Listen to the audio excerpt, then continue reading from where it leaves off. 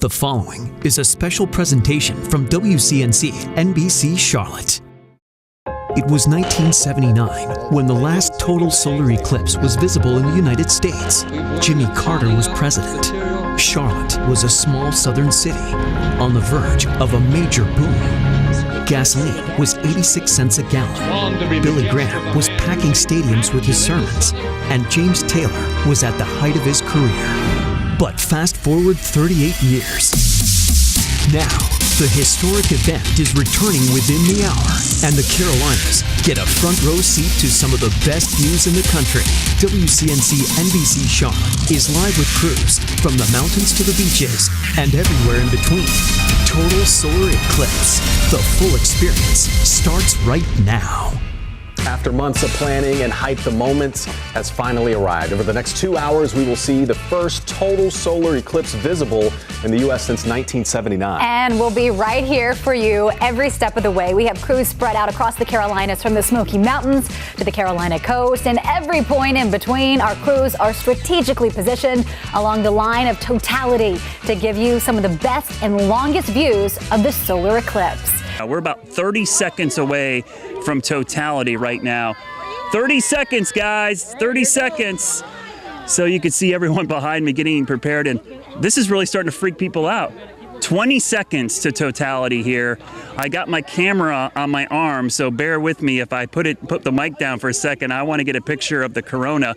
The lights in the yard have just kicked on, and look now, you guys can see. I'm going to get out of the way and let the scene speak for itself. But there it comes. Oh my gosh. Stuart, aim it up, aim it up. Unbelievable. You can take your glasses off. Wow. Just unbelievable. I don't know if you guys can see this, but I can see Venus up in the sky. It feels like the middle of the night right now. It is unbelievable. It is eerie.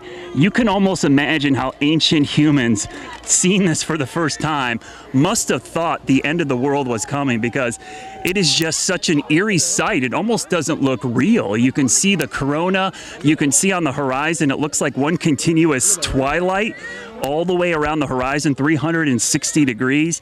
All the solar lights in the yard here, the buoy and channel markers out in the lake have all kicked on, and it's just this unbelievable feeling. This is honestly one of the coolest things I've ever seen, and it has dropped. The temperature has probably dropped in the last minute or so. Maybe about 20 minutes or so, it's dropped about 5 to 10 degrees. I'm going to try to turn our light off here. I'm going to flip it off here.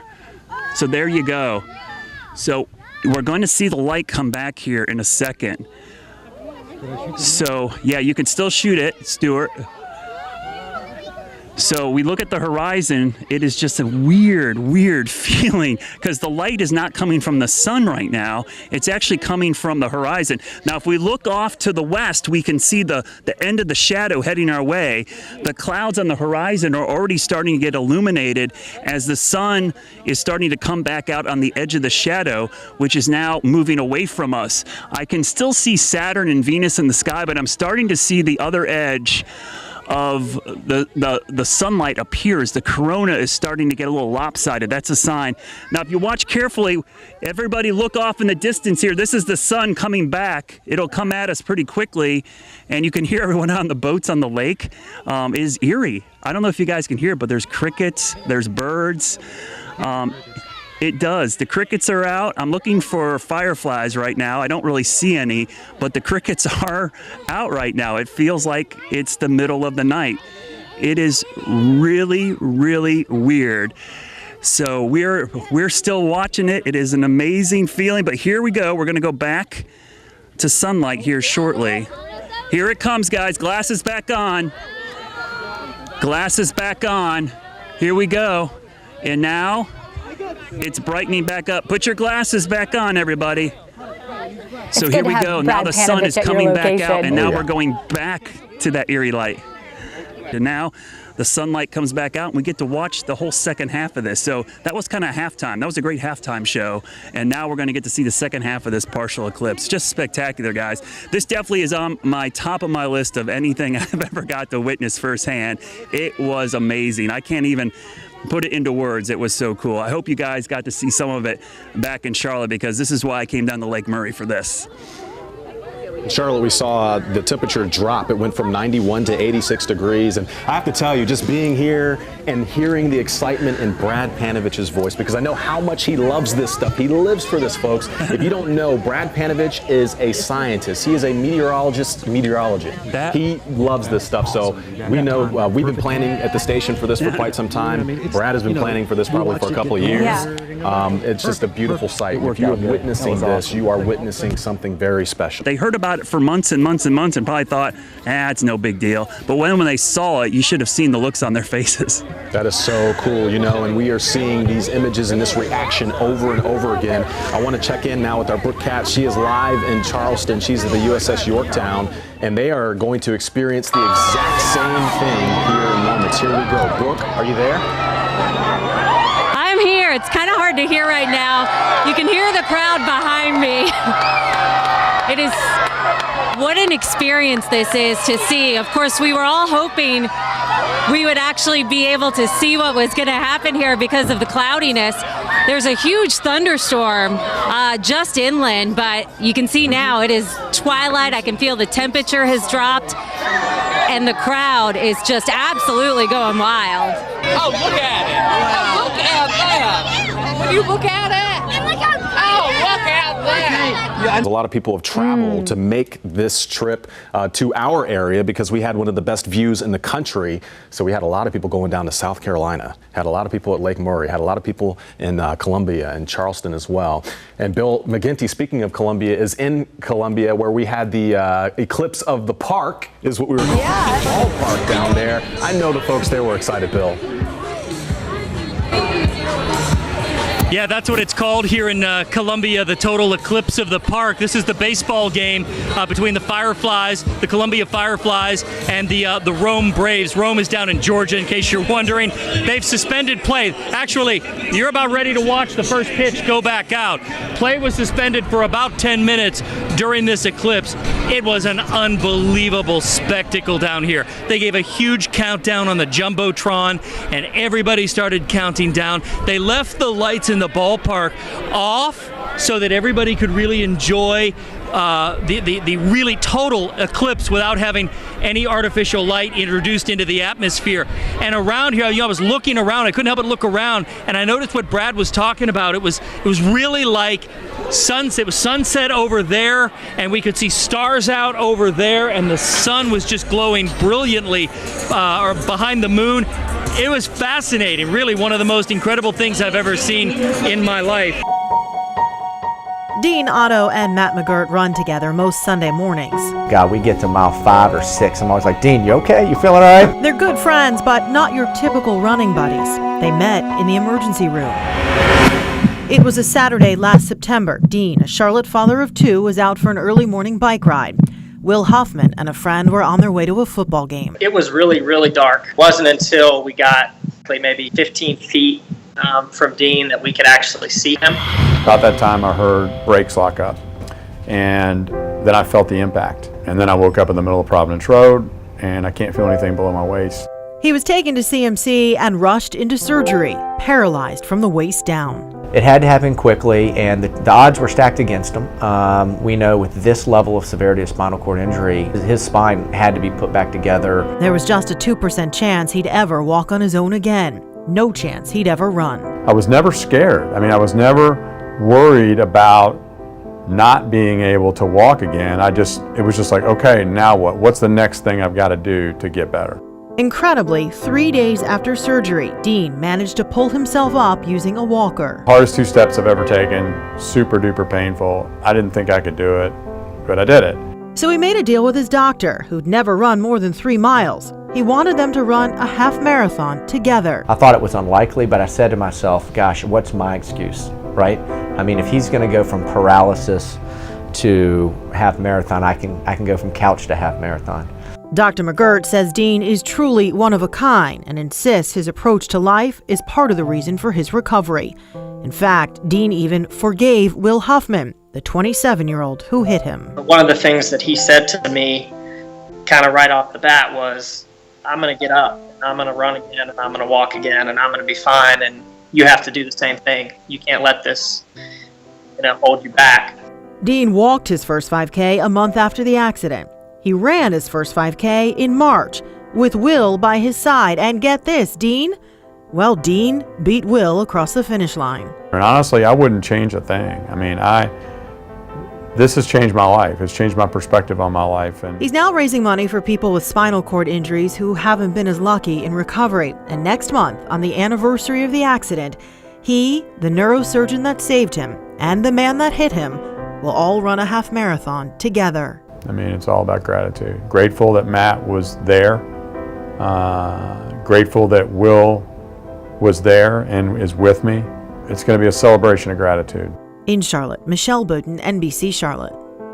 In Chapel Hill, the Dean Dome packed with thousands of fans cheering on the Tar Heels. Yeah, NBC Charlotte Savannah Levins has been there all day long. So, Savannah, it's a really close game right now. How are fans out there feeling? Well, you can hear, there's moments where they're very tense and quiet, and then that happens. This is a nail-biter of a game. I just got a head count, 9,000 fans in the Dome right now praying the Tar Heels can pull through. Carolina Blue, that's what the skies is. So the sky's the limit, the ceiling is a roof. By the way, if the Tar Heels do win, per tradition, everyone will rush onto Franklin Street. Police will shut it down. It's going to be a huge party, so make sure to tune in with us if we're not on air. Check us out on WCNC.com. For now, reporting live in Chapel Hill, I'm Savannah Levins for NBC Charlotte. All right, the sky's the limit, the ceiling is the roof. Savannah, thank you. Happy Tuesday, everyone. There's a lot of relief in the Carolinas this morning. The Tar Heels officially now the third most winning school in NCAA history. We have got team coverage across the United States from outside the stadium in Phoenix, where we find Kelsey and Nick, to the streets of the Carolinas, where we're going to hear from Richard Devane out in Chapel Hill, along with Savannah and Hannah right here in Charlotte. Tar Heel Nation in the heart of Chapel Hill, absolutely electric after the big win last night. Take a look at some time-lapse video. This is of fans packing Franklin Street there. Wow. Thousands hit the street to celebrate the big win. And our man, Richard Devane, he has been, Richard, you are like kind of, you should just be there forever because you've been part of this since the beginning. You're like a mainstay there. Have you been having fun yourself, or has this just been all reporting? It is fun. It is fun. Congratulations to the Tar Heels. Number 6. I've actually been around for 5 of these. You guys were here last night. Now, let me tell you something. We were. You guys were here last night and you went and took a nap or something, right? No, we did not. No, they did not. They're still out here hours later, but I guess after everything that happened last night, as we look at some video of how packed Franklin Street was, you were here too as well. We were Tell me, just a lot of people out here, a lot of fun. Tell me what it was like for you. The experience of winning an NCAA national championship game while you are enrolled at the school who has won is incomparable to anything else in your lifetime. The sense of excitement, accomplishment, companionship, the sense of championship is incomparable to anything else in your lifetime. Just awesome. And he said he's got a young lifetime. We spoke to someone who's actually witnessed all 6 in his lifetime. Here's what he had to say. The 3rd time I've come uptown after we've won. How does it feel? Great. I was worried, but we pulled it out. So you've been around for all of the championships. A long time. I was in New Orleans in '93 when we won.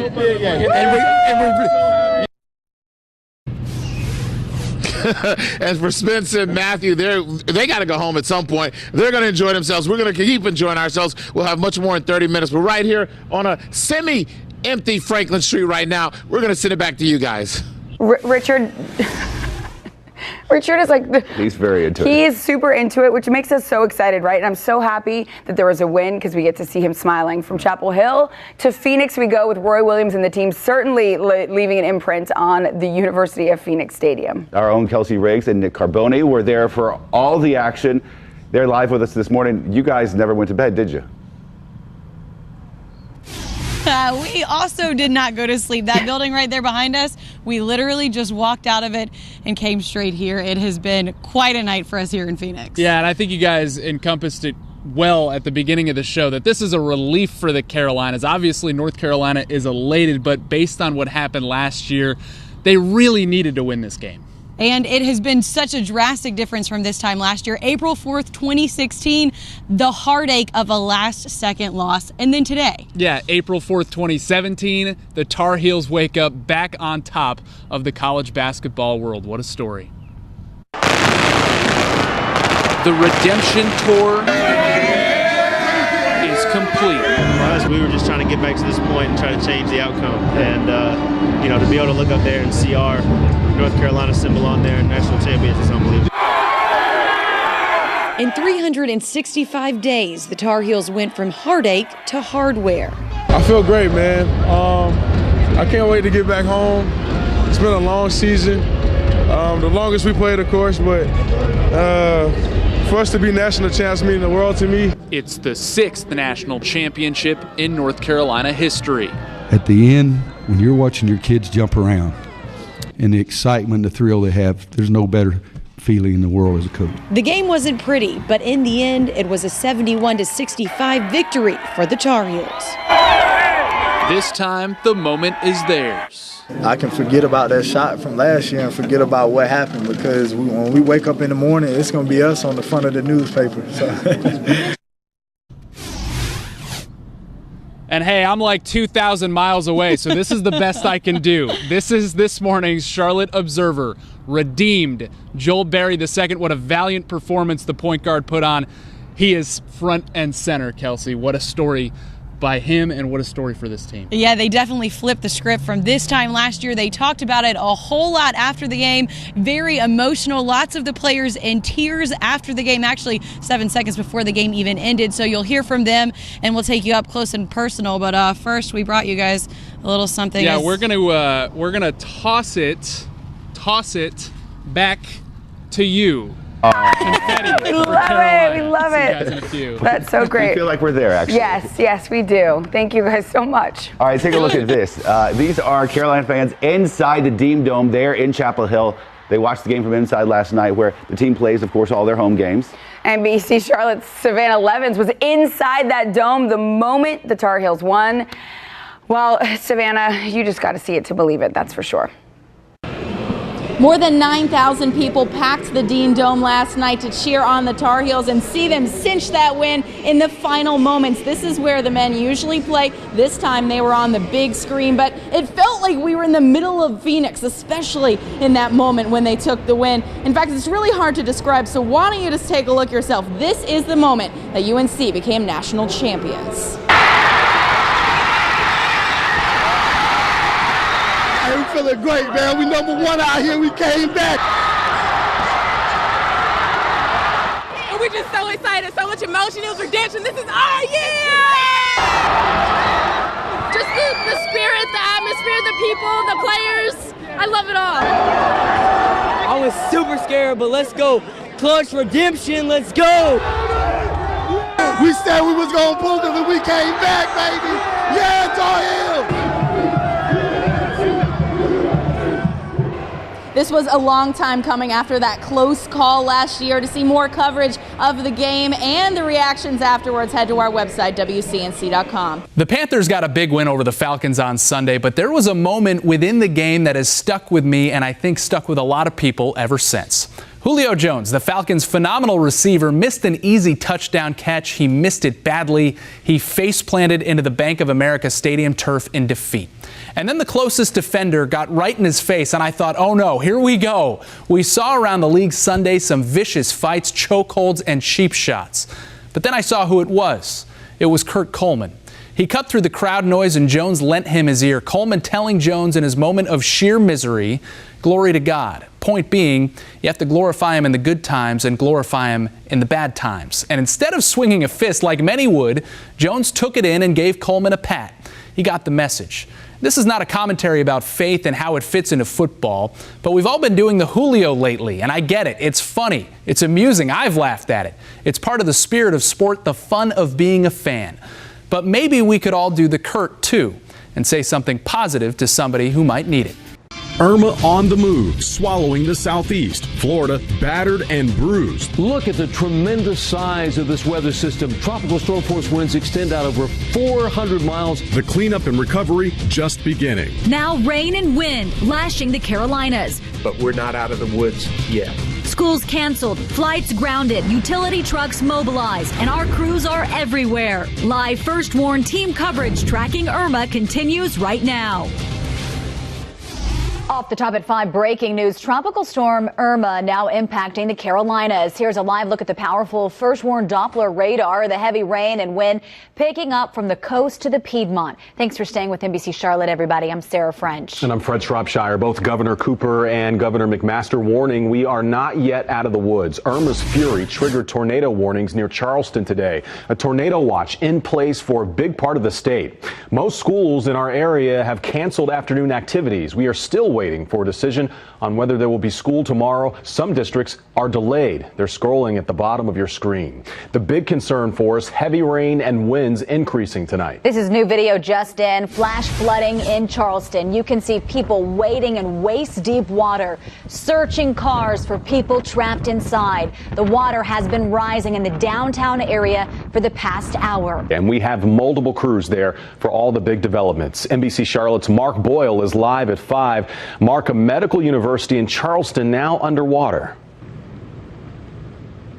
It's underwater, and folks around here who are used to flooding say they've never seen anything like this before. Take a look behind me, Fred. You see that is a gentleman about 1.5 blocks. He's wading through the water here at the Medical University in South Carolina. Over to my right, I want to give you another vantage point. This is, we just arrived here about 5 minutes ago. Take a look at those cars submerged. It looks like that's a security officer there in that green jacket. This is a major issue for this community to have the entire block blocked off, and police are trying to get an understanding of how bad this damage actually is. Early this morning, the force of Tropical Storm Irma was evident across Charleston.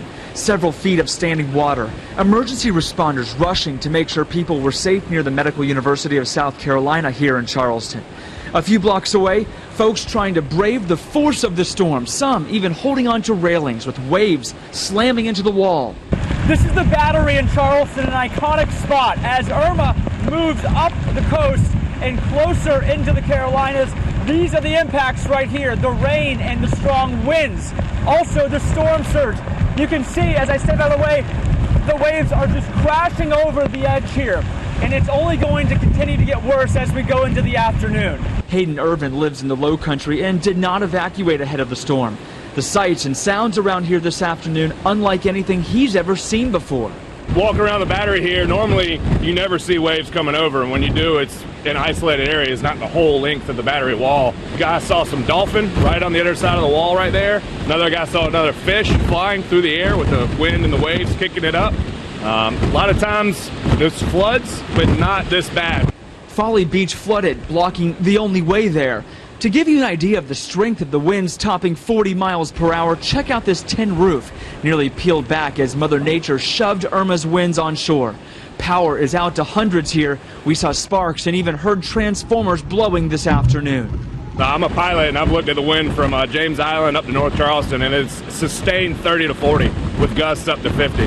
Right here in the Carolinas, we've been talking to you all day about donating. Right now, I'm joined by Tate and Victor from the Red Cross, and Corey from Lowe's is here with a very special presentation. This is so exciting, Corey. Good evening, and thank you for having us here tonight. And so, first of all, our thoughts and prayers go out to all of those affected by Hurricane Harvey. But we are so proud to be here today. Lowe's and the American Red Cross have had a long-standing partnership.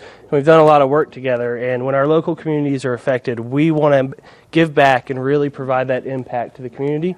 So I'm here today, and I'm so excited to present you guys with $500,000 to help out with local relief efforts. No, go ahead and clap. We have people in the studio wanting to clap, of course. Can I ask you guys real quick what a donation like this will do to help victims that are in dire need right now? This will allow the Red Cross to provide immediate help to the people in the affected areas, the shelter, the food, and the things they need to get back on their feet. Thank you so much again, Lowe's. Corey, thank you so much. This is amazing. And if you're watching, you can hear the phones going off behind us. So many of you have been calling. We are sounding the alarm. An older man was shouting at me, saying that my brother Cooper had been in an accident. We are showing you how it's done. I had to give someone the power of attorney, and that right there just sends up a bunch of red flags. We are keeping your family safe. You don't want to go to the fire to get to your fire extinguisher. We are helping you save money. I just want you to tell me which one you like the best. Probably this one. I think the last one. We are the Defenders. Take another look here as it all went down. Hey, wait a minute. Are those your packages? Is this even your house? This looks like it could be a crime. Do you know that there's a camera right up there on the front porch? You could be arrested for this. And if you're arrested for this, surely the district attorney's office may prosecute, right? All year long, we're looking out for you, uncovering wrongdoing, exposing corruption, and finding solutions to keep you and your family safe. Tonight, we revisit some of our most memorable investigations in this primetime special. New tonight, a sheriff in our area is calling out a judge saying he repeatedly hands down light sentences. A woman who buried her newborn baby in the backyard. A man who shot a puppy 18 times with a BB gun. All convicted, all eventually given probation. NBC Charlotte defender Michelle Bowden uncovered a pattern that has many in our area disturbed and calling for change. Brody and Kaylee are the best of buds. He makes me happy. But the vet will tell you 1, 2, 3, 4, Brody 5, shouldn't 6, even 7, be here. 8, 9, 10, 11. And he had about 18 BBs in him and been shot multiple times. He was a puppy, just 4 pounds and barely 6 weeks old. Pretty much sick to my stomach. The fact that somebody was capable of doing that to a defenseless animal. DeMonte Douglas shot Brody with a BB gun 18 times, pled guilty to torturing the lab mix. Douglas is 18, has no priors, and Judge Dan Hall gave him probation. The teen could have gotten as much as 5 years. It's sad to see that it's turned out to be more or less a slap on the wrist. The same judge handed out what could be called a slap on the wrist to Tara Ostrowski, a Rock Hill woman who'd already been in court once before, pleading guilty to assault. This time, she pled guilty to unlawful neglect of a child. She was on drugs while pregnant and buried her newborn son in her backyard. Court documents show the baby lived for just 6 to 8 minutes before he died. She could have gotten 10 years in prison. Instead, Judge Hall gave her 5 years probation, but kept her in jail until she got into a drug treatment program.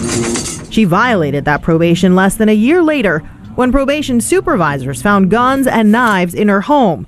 She went back before Judge Hall. He let her original sentence of probation stand as is. And they get a slap on the hand. Union County Sheriff David Taylor has voiced his concerns about Judge Dan Hall before.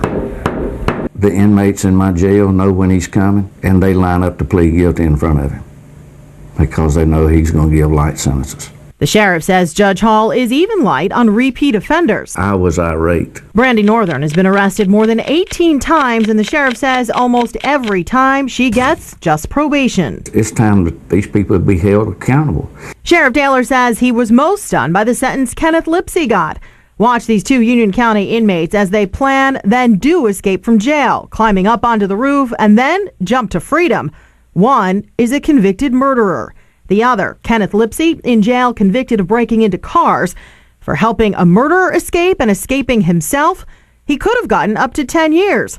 Judge Hall, though, gave him just 3. Again, I was shocked for the little sentence that this man got. The sheriff thinks he may have an explanation for Hall's sentencing pattern. I feel like he's being sympathetic. USC law professor Ken Gaines agrees. That's why you have judges. Some are hard, some are a little softer. Before becoming a judge, Hall was a public defender who 4 years ago got punched in court when his client wasn't happy with the 10-year sentence he got for robbery. I'm Michelle with NBC. Just wanted to talk to you about the fact that some people have said that you're too lenient in putting down your sentences. I have no comment, thank you. Professor Gaines says Judge Hall isn't doing anything wrong because statutes spell out possible sentences. Just because somebody disagrees with his sentencing doesn't mean he's doing something illegal. South Carolina is one of only 2 states where legislators elect judges, not the voters. The Commission on Judicial Conduct will investigate complaints against judges, but a spokeswoman told me those complaints only go somewhere if a judge is actually doing something illegal. A pattern of leniency is well within the law as long as the sentences handed down follow the law. So, a lot of this is, taking risks. I don't see anything wrong with that. You may not agree with it, but the judge has to take all the factors that are allowed to be taken into account and make a decision as to whether this person's a good risk or not. And the sheriff in Union County has said that some of his inmates actually choose to plead before you because you're so lenient? No comment, thank you. Nothing at all? No, thank you. What needs to happen? It needs to be a checks and balances system on these judges. Judges serve a 6-year term and are then up for re-election by the General Assembly. The sheriff says that's not enough checks and balances, and the people that cared for the puppy that was shot 18 times agree. And I'm quite disturbed that a person got away with something like this. 11-year-old Kaylee has her own take on it. What do you think of the person that did this to Brody? They just need to be prayed for. In South Carolina, Michelle Budden, NBC Charlotte. From Hollywood, actor Kevin Spacey has sexually assaulted my son. To the Carolinas, to Capitol Hill and beyond. Mr. Moore reached over and began groping me. Allegations of sexual assault and intimidation dominating headlines. These monsters are so good at manipulating you. Exposing a toxic culture in workplaces. And people wake up in the morning saying, who's next? Victims launching a social movement unlike anything we've seen before. Stop the violence! Stop the rape! Taking a stand and speaking out. Now, thanks to this, you can get to me anytime, anywhere. And that makes our young girls vulnerable to sex trafficking. And it's not just the social media sites that you would think of, like Backpages or Craigslist. It's the sites that they're using every day. We talked to one survivor who says it's time to have a conversation with your daughters. Hey, watch out, watch out! The same mom cheering on her kids on Charlotte soccer fields, sitting beside you in church, spent most of her life living with a secret. And so I swore I would never, ever talk about it. Lainey George was a child sex slave. So for me, because it did start so early, I started to keep my mouth quiet. The first time she was exploited, she was just 3 years old. I had no idea that it wasn't okay for it to happen to a little girl. By the time she was 7, she was in the back of the strip club, exchanging sexual favors for help with her homework. My school bus dropped me off at my strip club. The men, for me, would buy me something to eat after school. They would start with helping me with my schoolwork, and then I would have to perform the sexual act for them. Hers is a story that's happening in the shadows of every corner of the Carolinas. It's happening under people's own roof. Shauna Pagano works with No Rest, a statewide organization that's fighting the trafficking of our young people. Is human trafficking a problem here? Absolutely. The average age a girl is first sold? 15. And more girls than you think. There were 181 victims in North Carolina last year, but those were just the sex trafficking cases that were actually reported. It's really, in my opinion, just the tip of the iceberg. Left index fingers, just like that. We saw it last week. This young lady. The FBI saved 3 girls here. How did that happen? Busted 11 pimps and johns. But if you think you know what sex trafficking looks like, Pagano says, think again. One of the misconceptions we're really working to try and eliminate is that traffickers are driving around in a white van full of puppies. So, Mr. King? They're so-called boyfriends. They're grandparents running sex rings like a family business. They're even on the cheerleading squad. Some traffickers have some of their victims start recruiting other victims. So young women may start recruiting other young women within their own school system and social networks. But Lainey George says there's hope. The journey's hard, but it's possible. She now runs a home for sex trafficking survivors here in North Carolina. We've had an influence in over 200 ladies' lives. Girls, once sold, now saved. I will do this till I take my very last breath, until every woman knows that she's valued, accepted, and loved, and that her story doesn't end from her past. This is just the beginning of our investigation into the sex trafficking of young girls. For more of the disturbing details that we've uncovered, log on to WCNC.com/sellinggirls. WCNC TV Charlotte. This is Flashpoint, where power and politics collide. Good Sunday morning. Thanks for joining me here on Flashpoint. I'm Ben Thompson. Joining me today is Charlotte City Councilman Braxton Winston, brand new, just off his very first city council meeting. Braxton, thanks for joining me. I appreciate it. Thanks for having me. I want to start with this photo of you. It's now become pretty much world famous, seen all over the place. This was just over a year ago. Yes. You helped lead the protest after the Keith Scott shooting, pushing for change within the police department, but also across the city of Charlotte. And then I want to go to this. This is just over a year later. You at your first city council meeting, city council member at large, father, husband, stagehand. A lot's changed in a year. And after the election, I want to show this too. Sports writer Nate Scott tweeted, quote, "This is Braxton Winston. This photo was taken during the shooting of Keith Lamont Scott, the protest. Yesterday, he won a seat on the Charlotte City Council." And then none other than Chelsea Clinton retweeting that, saying, quote, "Mr. President, Braxton Winston is a superb example of an actual very fine person." Keep in mind, this was after the Charlottesville protests and everything that happened there. And yes, I know he won an election in Charlotte, not Charlottesville. Still, please learn more about him at Real Donald Trump. That is quite an arc over the past year. Yes, yes. What's it like? It's been a heck of a ride, you know. I'm very grateful, first and foremost, that the people of Charlotte have allowed me to be me and have believed in me and have been willing to do this work along with me over the past year. As a defensive end in the NFL, Mario Addison knows all about dishing out the hits. You know, I really don't do too much talking, you know, but I show it on the field. Last year, he led the Panthers in sacks. This year, he's second with 6.5. But this offseason, it was Addison who took an unexpected blow. The beginning of this year was real rough for me. He was leaving his hometown and headed back to Charlotte when his phone rang. His grandfather was in the hospital. I was like, "You think you're gonna be all right?" He said, just come back. So I didn't take the flight. Addison got to see him, but more time doesn't make goodbye any easier. How proud was he of you, though, and how far you'd made it here? He probably more proud of me than I was. That's one guy I always think about when I hit the field. But unfortunately, his grandfather isn't the only one. Coin money. He like my he's similar to like my little brother. Something happened. He got into it with some guy, and you know he ended up getting shot. Another death. This time, a different type of pain. Young man, 25 years old. You know it shouldn't happen. At the funeral, Addison saw Quan Money's grandfather, Rodney. But 1 month later, that was real rough too. Rodney lost his battle with cancer. His family will tell you, man, he loved me to death. It was an unwanted reminder of the pain he felt losing his own grandfather. And these 3 deaths were just the beginning of the unexpected loss. One of my best friends died. His name was Corey White. He just died playing basketball, something he loved. And I came to the conclusion that when it's your time, it's your time.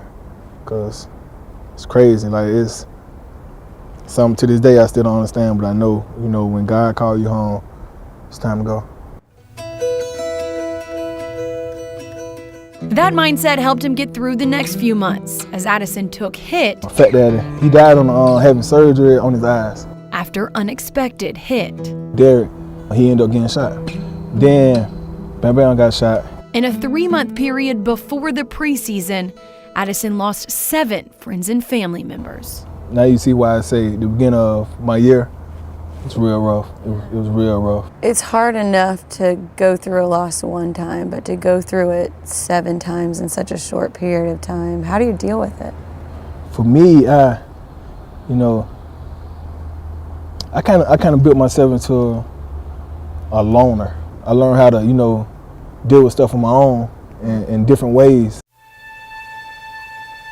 His favorite outlet is football. When I'm playing the game, I don't think about too much but the game. It kind of helped me, clear my mind. But it's not just football. Every road game, when Addison slips into a suit, he's reminded of his grandfather. He always kept suits on and said, "Yo, man, one day you're gonna be dressed just like your granddad." And I was like, I'm gonna dress better than you. So I can tell, I know when I put one of them suits on and walking on the stair to get on that plane, I can see him shaking the head. Yeah. You trying to be like granddad. Yeah. His grandfather never got to come to an NFL game, but Addison says he's with him every Sunday, and he'll continue dishing out the hits no matter how many unexpected blows life throws his way. When I get on the field, like 4 before we can go out there, you know what I'm saying, everybody listen to their own music. When I listen to a song, I be like, you know, this for you, granddad, this for you, granddad. I'm go out there and do my thing, and do what I do. Go out there, you know, I play hard. Murrow had an opportunity to honor those friends and family members this season. He had a special pair of cleats done for him before the year started. He says when he saw them, it brought tears to his eyes. The Panthers defensive end definitely working hard this season to make those people proud. He's had a sack in 4 of his last 6 games. Let's get right to some breaking news. Gunfire shuts down a local college campus for several hours. Here are live pictures from the scene. Still a lot of action out there tonight as the investigation moves into the overnight hours. Some scary stuff for hundreds of students and parents as this all develops. Police just updated us on what's going on. Right now, the investigation is still very active. Our crew was first on scene tonight at Gardner-Webb University in Boiling Springs. The campus is west of Charlotte, close to Shelby in Cleveland County. Tonight, we know there were 2 gunmen involved in the incident. Right now, 1 is still on the loose. And in the past hour, the campus lockdown was lifted, meaning students can leave their dorms and classrooms and walk around the campus. NBC Charlotte's Xavier Walton joining us live with the very latest. Xavier, was anybody hurt? Sarah, Fred, first and foremost, nobody was hurt in this shooting. Nonetheless, a scary scene here with this active investigation going on just behind me. Big question tonight, what led up to this shooting? Dozens of police rushed to Gardner-Webb University Wednesday after a shootout on campus. Students received this notification urging them to shelter in place. I heard someone say there was a drive-by shooting.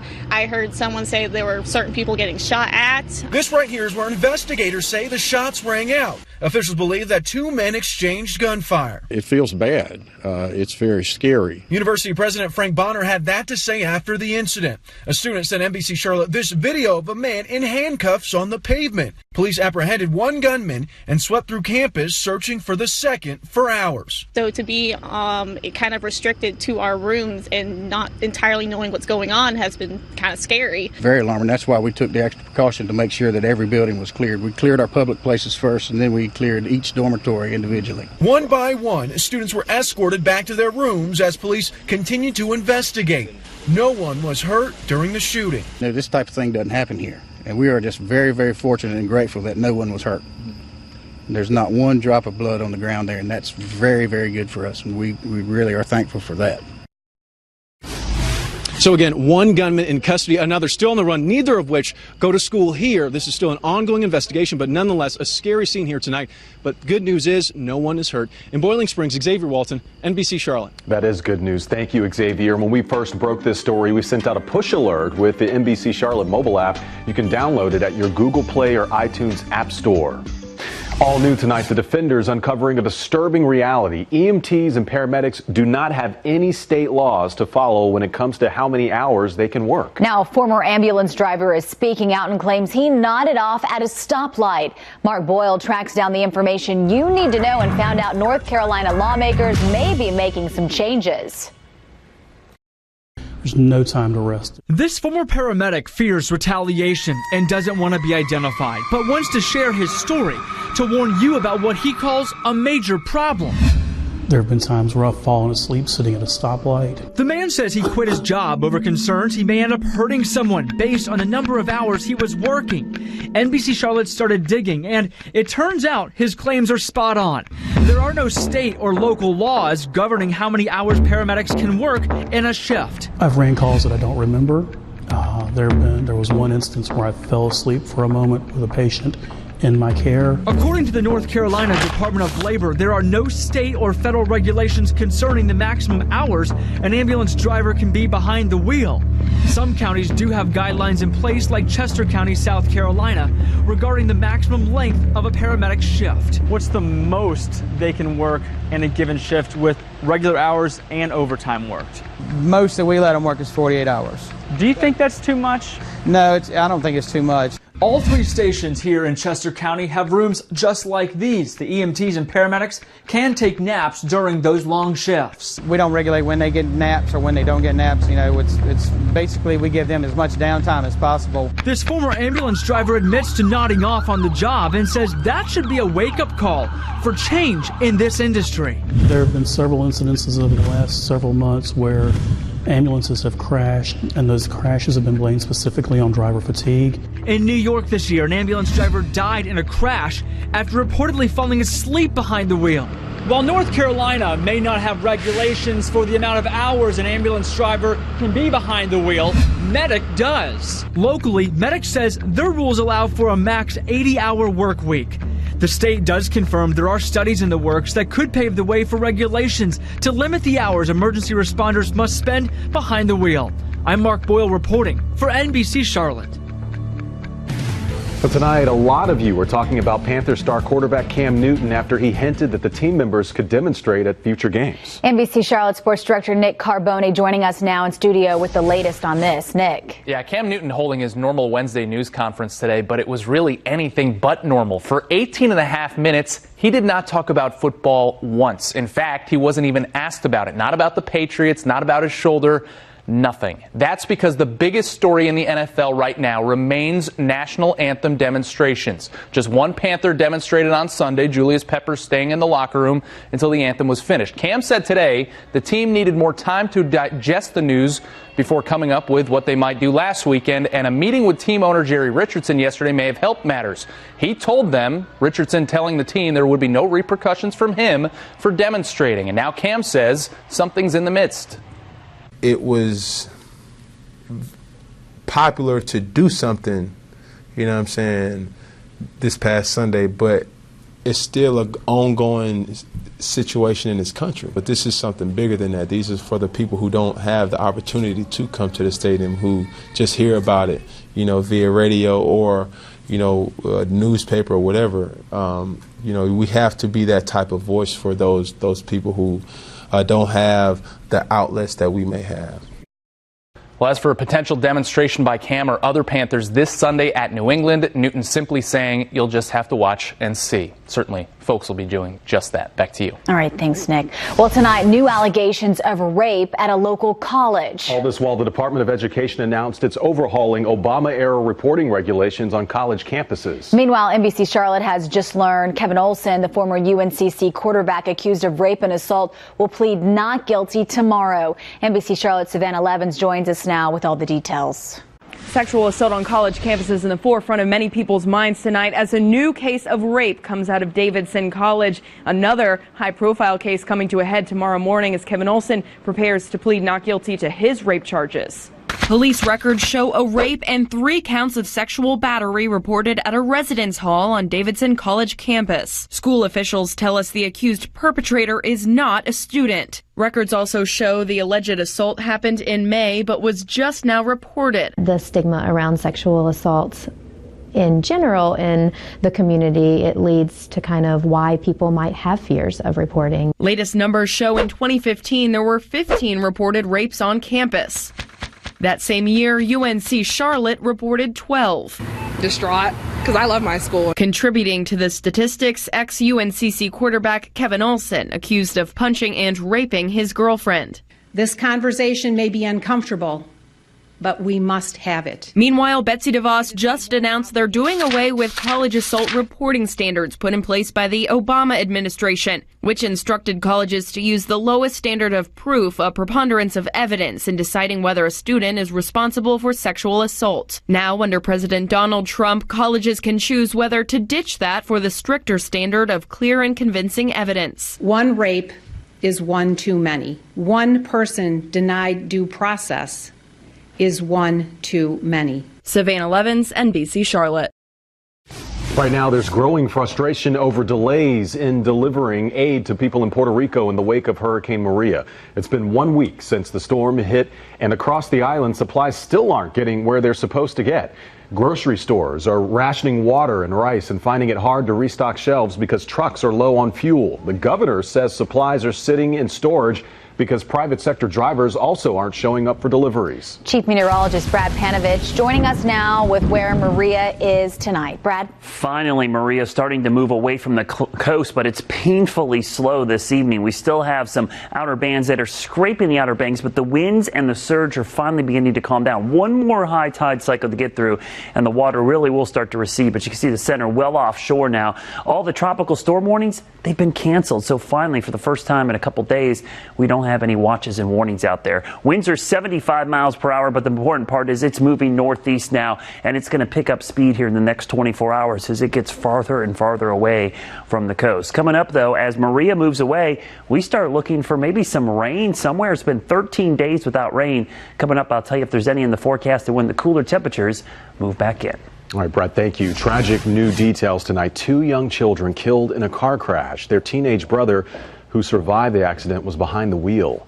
This happened Tuesday night in Buncombe County, close to Asheville. Highway Patrol says the teen driver had his learner's permit. His mother was in the passenger seat. The car ran off the road, hitting a tree. The 10 and 13-year-old brothers in the back seat died at the scene. Everyone in the car was wearing a seatbelt. The troopers say speed was not a factor.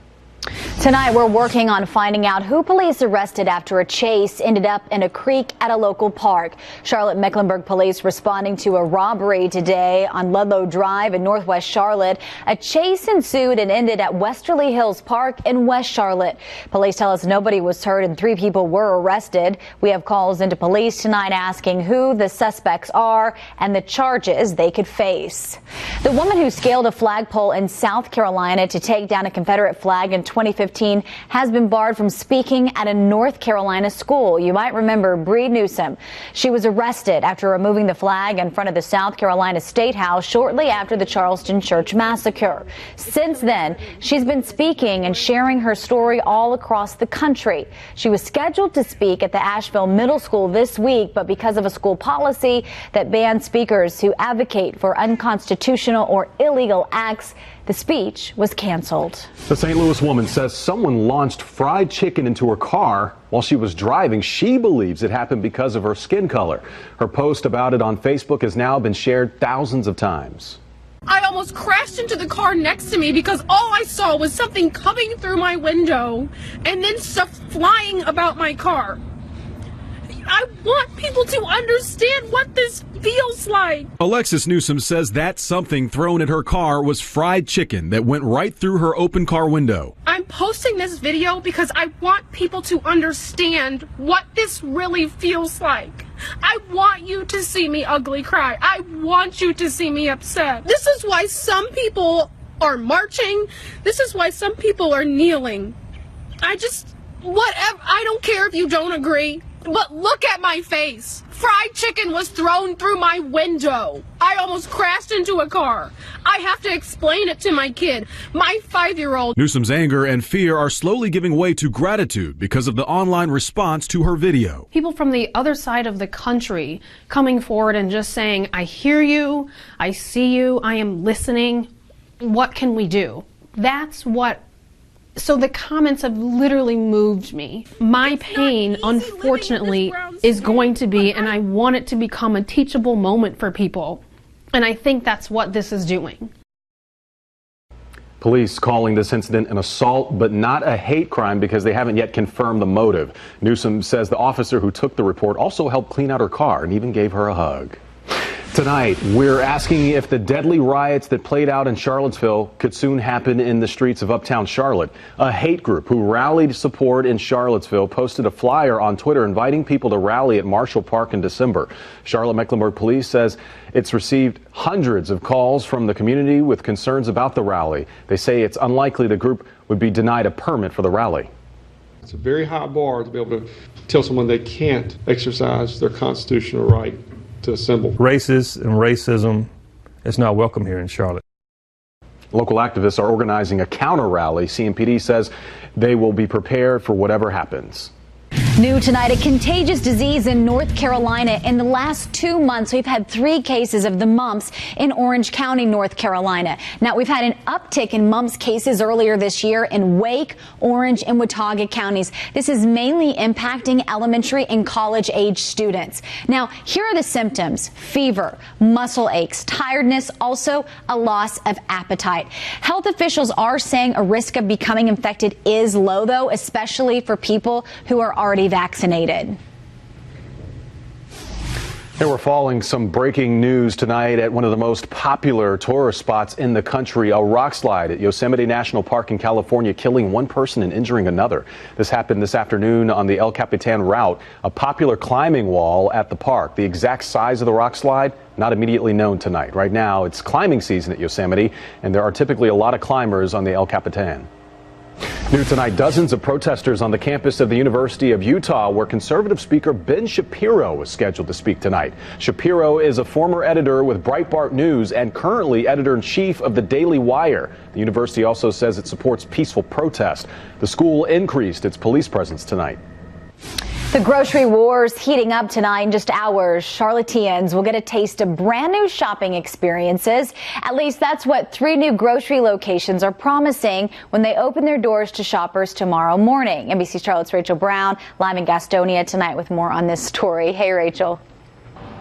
Hey, Sarah. Yeah, we are outside of Lidl. This location here in Gastonia is going to be opening up tomorrow. I can actually see some employees inside getting ready now, and the store is guaranteeing to give shoppers the lowest prices.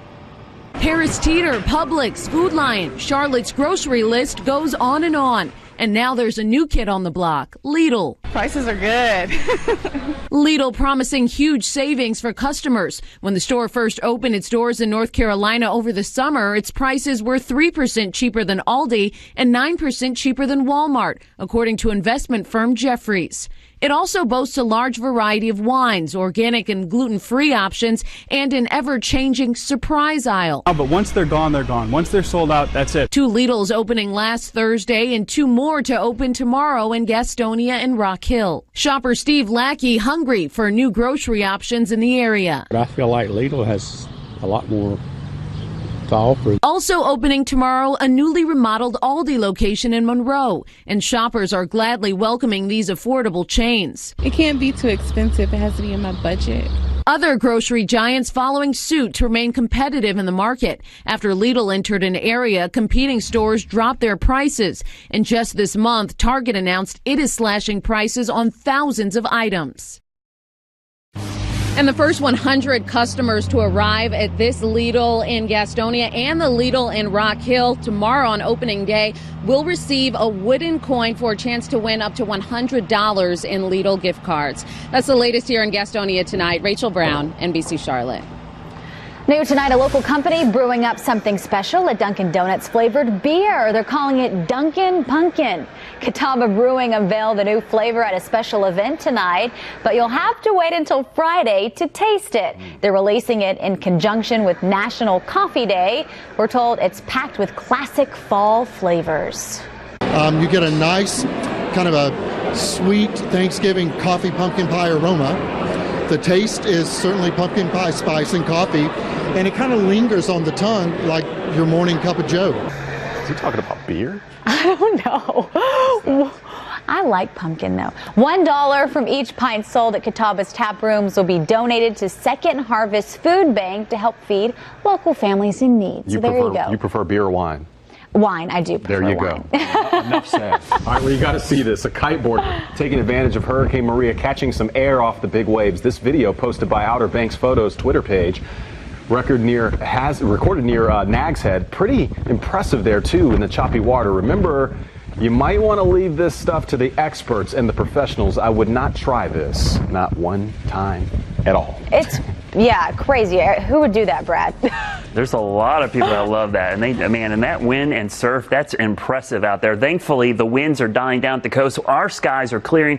Boy, is it warm out there. We've got a cold front to the west. We got one more day of this blowtorch. That southwest flow is going to keep things hot. Behind that front, though, autumn air is going to be moving in for the upcoming weekend. You can see where the front is right now. It's just moving into the Ohio Valley. So we've got another 24 hours before we'll see the front move through. But there's autumn sitting over the upper Midwest, 40s and 50s. That'll be moving down in the next 24 hours. School day forecast tomorrow, going to be another hot one. Temperatures could approach record territories once again, up around 91, 92 degrees. The record tomorrow, 93 again. I think we'll be just shy of it, but we're going to be awfully close tomorrow afternoon. You can see the front to our west. There's Maria. Finally, good riddance. Let's get rid of it. That name's going to be retired.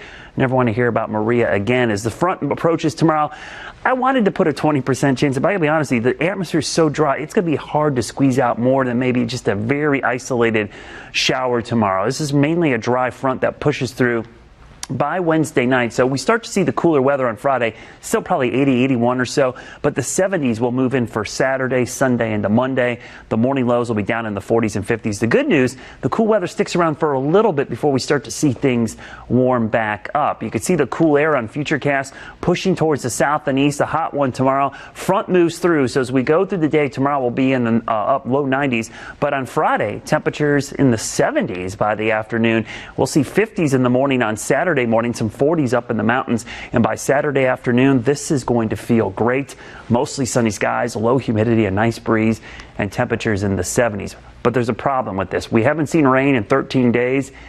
It might be another 13 days. If we don't get rain tomorrow at the front, which is very unlikely, everything's looking like a flat line here right through the end of Tuesday. We look at the 7-day rainfall forecast. There is a big ridge that looks like it's going to park over the Mid-South.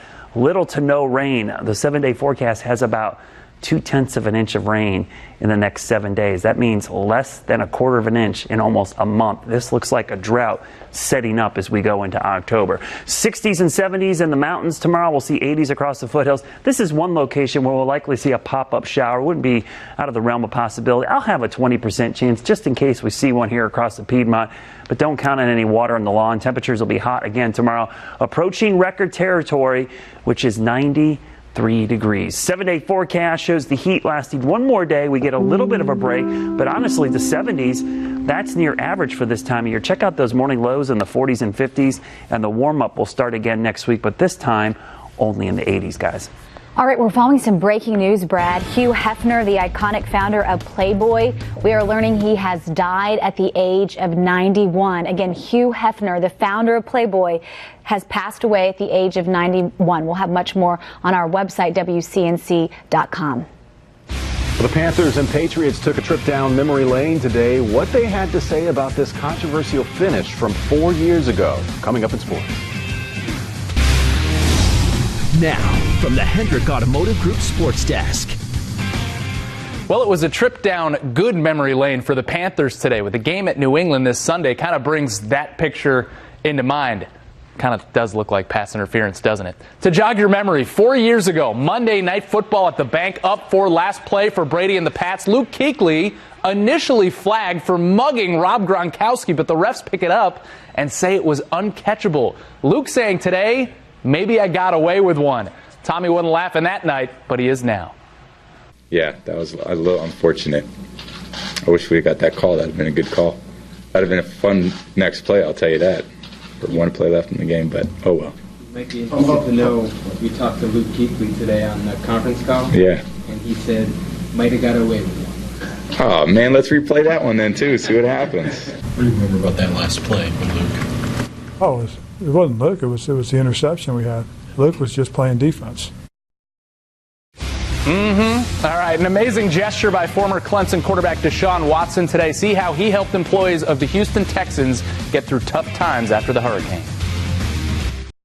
All right, that right there is former Clemson quarterback Deshaun Watson getting kudos from Tom Brady on Sunday. Watson almost beating Brady in his own backyard.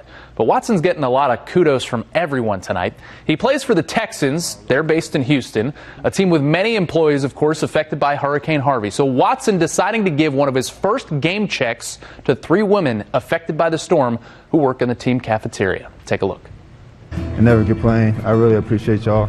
So I wanted to give my first game check to y'all to help y'all out some type of way. So